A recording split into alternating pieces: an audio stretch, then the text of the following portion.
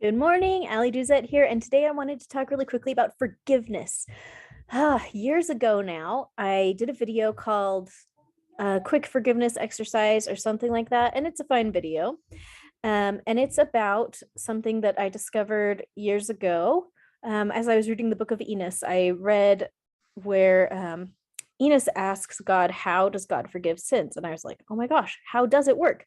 And I asked to see the process of forgiveness energetically. And I saw that unforgiveness looks like these black tornadoes of energy swirling around in people's space. And it's very turbulent. And when you forgive, it literally breaks apart these tornadoes and removes them from your space so that your space is much clearer and doesn't have that turbulence in it, that shakiness. And so I love this. And on an energy level, this is how to forgive. Like if you are struggling to forgive somebody, you tune in and you imagine the black tornado of the turbulence towards that person. And you take a deep breath and you breathe out that tornado and break it into tiny pieces and blow it away. And I have a whole meditation for this on my AllieDuzetteClasses.com site. The forgiveness session is all about that. And sometimes it's harder than just what I said, because if you have big blocks against forgiving, like for example, if you have beliefs that say it's wrong to forgive, or if I forgive them, then it's like what they did didn't matter. It gets more complicated. And I address that all in the forgiveness session. But this past week, one thing that I was thinking about a lot is that scripture that says, I, the Lord, will forgive whom I will forgive. But of you, it is required to forgive all men. And this is one, I mean, I memorized it for seminary when I was 14 years old. I love that scripture. Well, you know, love, hate it. I'm sure we all have felt that way where we're like, how come I have to forgive? This isn't fair.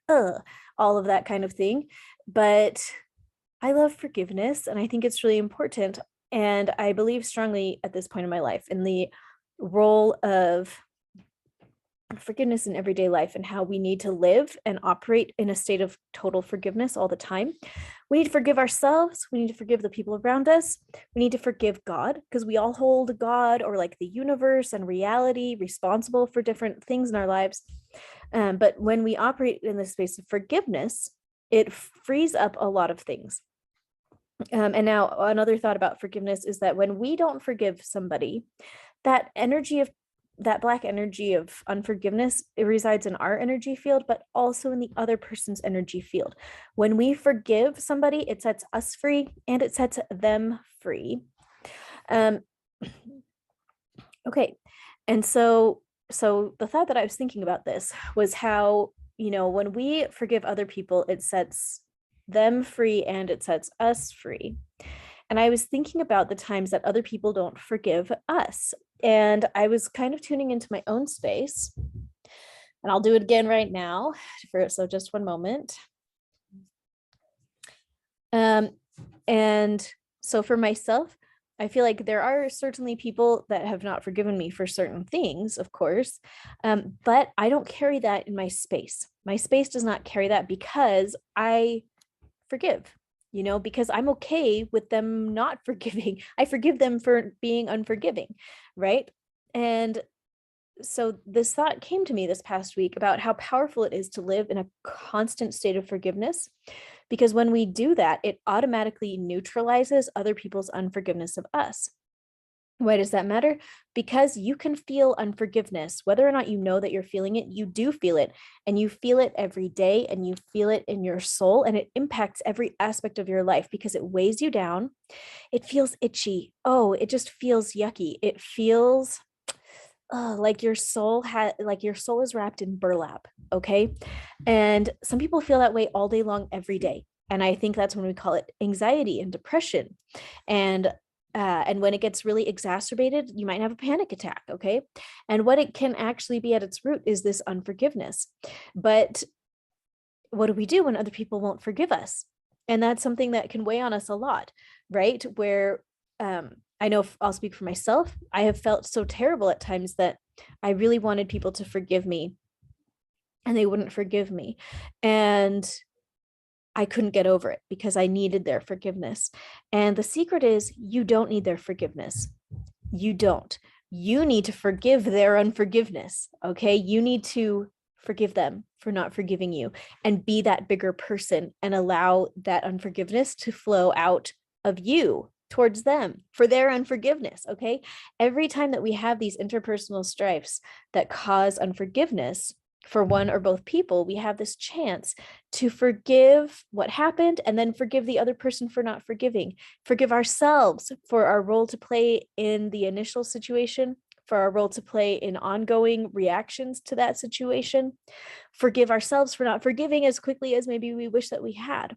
We get to practice forgiveness in every moment. But as we do this, it neutralizes other people's unforgiveness from our space. And so you will not understand what I'm talking about until you truly practice it, because you will see for yourself how if you practice true forgiveness, your whole life starts to feel so much lighter. Your body will feel lighter. Things will come to you more easily. Things will happen more quickly and more gently, and your life just gets easier and easier. So one thing I want to invite you to do today is take a look at your life and who you need to forgive and who you haven't forgiven yet, and go through and do that forgiveness exercise and work on clearing out those tornadoes and work on your beliefs. Okay. My book, the 30 days of belief work, the jumpstart, it's on Amazon. If you search my name on Amazon, it'll come up. It's blue. That will be an excellent place to get started with belief work. And you can start clearing out your beliefs that you don't deserve to be forgiven, that other people don't deserve to be forgiven, that if you forgive, it's like saying that what they did didn't matter. That is not what it's saying at all. Forgiveness doesn't negate the bad things that somebody has done. Okay. They still have to face that and deal with the consequences of what they have done. What I love to imagine is that when we forgive, we take the pain and we take it out of ourselves and put it up in the evidence room in the sky. And that, I call it that. That's where the angels keep track of every bad thing that's happened, but our bodies don't have to do it anymore. Our bodies don't have to store that record. It's stored in the evidence room in the sky.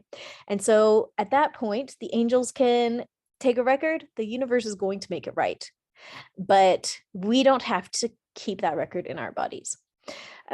So take home message: forgive, forgive, forgive, forgive other people, forgive yourself, forgive God, forgive the circumstances. Okay. Forgive the physical environment if that is necessary. Forgive nature if that is necessary. Forgive anything. Forgive the concepts, forgive the people, forgive the items, forgive the stuff. Forgive yourself. And see for yourself how, as you shift into a space of chronic forgiveness, you start releasing so many burdens and feel lighter and lighter in every kind of way. Oh my gosh. And then report back here if you want to, because I want to hear how it goes for you. So, okay, that's it for today. Thanks, guys. Have a good day.